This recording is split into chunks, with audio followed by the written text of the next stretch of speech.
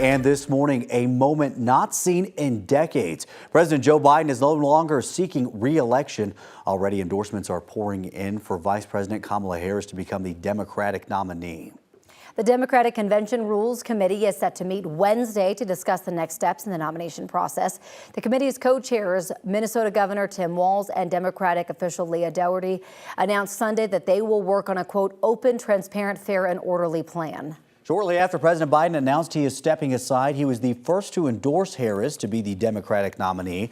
Biden said Harris has his, quote, full support and endorsement. She released a statement saying that she plans to earn and win the nomination and do everything in her power to unite the Democratic Party. Democrats across the country, including in Colorado, are already backing Harris. 9 News reporter Courtney Yoon joins us now live in Denver this morning. Courtney, political leaders across the world are responding to Biden's decision to step aside.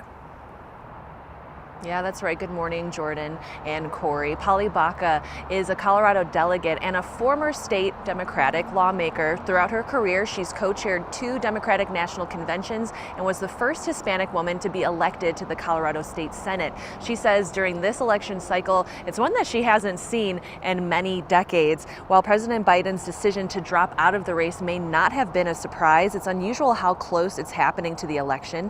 It brings Baca back to the 1968 Democratic National Convention. Just months after Robert Kennedy's assassination, Baca went to the convention as a guest of Colorado delegates as they worked to pick a new candidate for president.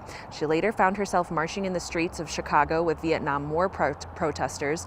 Now, more than 50 years later, another candidate will need to be chosen, again from Chicago. So it's going to be an exciting convention. It's not going to be dull, and I think that we're going to have to be aware of security and aware of making sure that we come out of that convention totally united behind our ticket.